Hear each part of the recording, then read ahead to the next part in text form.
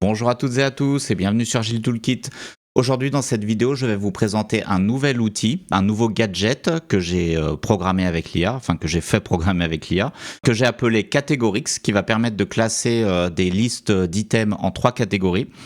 Et en fait, avec cette vidéo, on inaugure aussi une nouvelle playlist sur la chaîne. Donc c'est pour ça qu'on change de thème.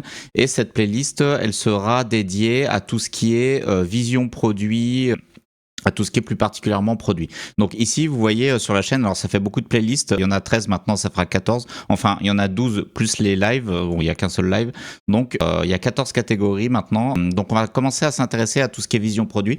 Ça c'est quelque chose dont j'ai pas trop parlé, mais pour l'instant ça va pas être très structuré, là c'est juste une idée de gadget donc que je vais vous présenter. Donc il n'y a pas de slide, il y a juste ce slide là avec des liens. J'y reviendrai après. Alors, ce qui m'a donné l'idée, c'est cette vidéo-là. On va la jouer. Je vais vous la montrer. Alors, est-ce qu'on les œufs mayonnaise. Voilà. Ah là là là, je vais soulever des... Ça se respecte. Le pot-au-feu. Monument national. La flamencuche. Ça se respecte. La Voilà, donc bon, je vous ai mis quelques secondes, mais le but c'est pas de montrer la vidéo, mais c'est ce qui m'a donné l'idée. Donc une vidéo que j'ai vue sur YouTube, j'ai même pas de compte Facebook, mais là je l'ai trouvé que sur Facebook. En fait, donc c'est bon, moi j'aime bien la cuisine en général, donc c'est pour ça que je vois des vidéos de cuisine. Et là, un journaliste demande à cette fille de placer les plats de la gastronomie française en 3 catégories. Et ça m'a donné l'idée de cette application que j'appelle Categorix. Voilà, bon, c'est l'IA qui a trouvé le nom, c'est ChatGPT qui l'a trouvé, même si c'est Claude qui a développé. Et je vais vous faire une petite démo tout de suite. Alors, cette application, je l'ai déjà utilisée en situation réelle, notamment à la fin d'un PI planning, pour classer des features par niveau de confiance. Donc c'est ce que je vais vous montrer maintenant. Comment ça s'utilise? On définit d'abord 3 catégories. Finger in the nose, par exemple. Alors là, vous mettez ce que vous voulez. Donc 3 catégories. Là, je vais mettre finger in the nose. On croise les doigts. Donc finger in the nose dans le nez. Pour ceux qui ne parlent pas anglais, c'est pour faire cool. On écrit anglais. On croise les doigts. Ou je parie pas mon argent dessus. Pardon. Je parie pas mon argent dessus. Donc là, on a 3 catégories.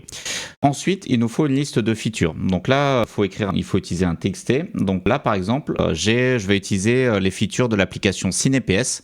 Donc c'est un site personnel auquel je contribue, qui est, alors il y a une faute là, qui est le site d'un ciné-club dont je fais partie.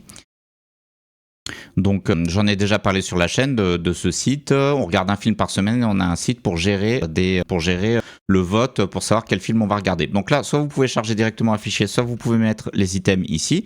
Donc une ligne égale un item. Donc ici, c'est les features de notre application de gestion de nos séances de cinéma avec mon ciné-club. Donc voilà, une petite application simple mais réaliste.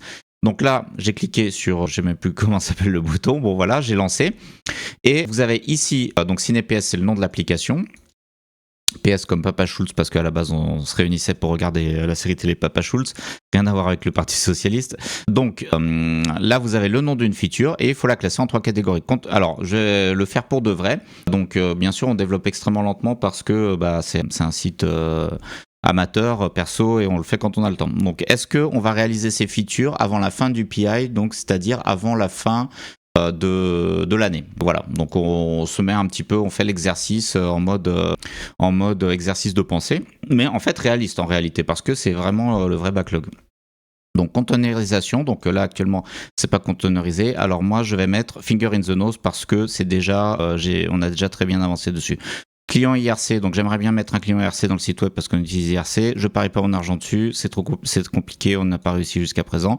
Statistiques, stats des types de semaines, c'est pas prioritaire. On croise les doigts. Notification mail, bon, on l'a pas encore fait. Bon, il y a des complications. Je vous passe les détails parce que en plus, il y a, voilà, bon, je vous passe les détails. Mode de scrutin, la méthode des carrés, on croise les doigts. Présélection, indiquer le film déjà vu en PS ou déjà proposé, c'est facile. Harmonisation de style CSS, je parie pas mon argent dessus. Mise en place d'une solution d'API token, on croise les doigts pour bon, je vais pas raconter les features, ça sert à rien, on perdrait du temps. Page admin, rendre éditable au proposeur par glisser-déposer, finger in the nose, je l'ai déjà fait. Audit complet de l'API par IA, finger in the nose. Statistiques des films les plus souvent proposés sans avoir été vus, Allez, les statistiques en fait on les priorise pas trop, donc on croise les doigts. Pouvoir noter les films de droit divin dans la page historique. Les films de droit divin, c'est quand il n'y a pas de vote. Et voilà, donc là j'ai classé un peu tout mon backlog par rapport à mon niveau de confiance sur la réalisation dans les 3 mois à venir. Donc ça c'était un petit exemple réel pour vous montrer comment vous pouvez l'utiliser vous. D'ailleurs là je me rends compte que si on zoome pas, c'est assez petit, peut-être qu'il faudrait que je zoome dans le style CSS, enfin bref. Donc cette application, voilà comment l'utiliser. Donc là, alors je l'ai mise sur mon site agiletoolkit.fr. Pourquoi il y a une redirection, je ne sais pas. Donc là, je l'ai mis ici, dans Vision Produit, nouvelle catégorie, et j'ai d'autres gadgets qui vont arriver là. Donc vous pouvez y accéder directement donc depuis mon site agiletoolkit.fr. Et voilà, donc il y a bien d'autres manières de l'utiliser. Là, je vous ai montré pour la priorisation des features. Alors c'est pas la priorisation. On peut l'utiliser pour la priorisation des features, top priorité, important mais pas plus que ça, et sans intérêt par exemple. Alors bien sûr une priorisation c'est pas juste 3 catégories, c'est un ordre 1, 2, 3, 4, 5. On fera des vidéos sur la notion de priorisation. Mais par exemple, je vous ai préparé un autre exemple pour vous inspirer. Donc là ici, voilà, donc en fait je vais faire, donc c'est pour classer les films qu'on a regardés. GOAT par exemple. Ça veut dire Greatest of All Time, c'est un mot à la mode. J'ai pris des mots de vocabulaire de jeunes. Solide et éteint. Éteint, ça veut dire que c'est nul. Et là, j'ai pris certains films qu'on a regardés dans les séances de cinéma précédentes, donc vous allez savoir. Alors, Anchorman, The Legend of Ron Burgundy, alors ça, j'adore, donc je mets dans GOAT. La Bonne Année, film français de l'ancien temps, solide, mais bon, pas plus que ça. Gandhar, ça j'ai beaucoup aimé, je le mets dans GOAT. Twisted Pair, un des pires films que j'ai jamais vu, une véritable purge, je le mets dans éteint. El Mari, film très populaire, ça s'appelle Projet Dernière Chance en français, je n'ai pas du tout aimé, je mets dans éteint. Bugonia, très solide, voire GOAT. Alors, faudrait qu'on puisse changer aussi si on hésite. On ne vit que 2 fois, c'est un James Bond que j'ai beaucoup aimé, je le mets dans GOAT. Contact, alors là vous allez avoir un aperçu de mes goûts de cinéma, peut-être vous allez dire il est fou celui-là. Contact, j'adore. Sous la chaleur du soleil, film chinois, je le mets dans solide même si j'ai pas trop aimé, parce que c'est quand même un bon film. Et voilà, vous avez une autre manière d'utiliser cette application. Donc bien sûr là, c'est un contexte fun, ça peut servir d'icebreaker, mais je ne l'ai pas mis dans icebreaker parce que ça peut servir dans des séances de priorisation pour commencer à prioriser en 3 catégories avant de faire une priorisation plus fine.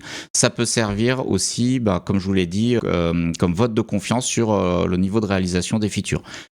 Voilà, donc c'est tout ce que je voulais vous dire. Alors ça a été programmé extrêmement rapidement par ChatGPT, par Claude, Claude que voici. Donc vous voyez, il n'y a que deux demandes, donc bon, il faut écrire un bon prompt à la base, et puis voilà. Donc bien sûr, vous avez tout le code sur GitHub, qui est ici, catégorique. J'ai pas encore écrit de README, c'est une application assez nouvelle. Dernière petite mention, j'ai eu beaucoup de mal à retrouver cette vidéo parce que je l'ai vue une fois comme ça m'a fait penser à faire une application, et puis après, voilà, j'ai une vidéo que j'ai vue qu'une fois. J'ai cherché via Google, je n'ai pas trouvé, via la recherche de YouTube, je n'ai pas trouvé. Et eh bien c'est ChatGPT, donc qui est vraiment très fort comme moteur de recherche, qui est incroyable, qui m'a retrouvé la vidéo. J'ai cliqué, voilà, et là c'était directement la vidéo. Je vois qu'il y a le lien de YouTube ici. Donc voilà, c'est tout ce que j'avais à vous dire sur cette petite application. Dites-moi en commentaire si vous trouvez ça utile, si vous l'utilisez.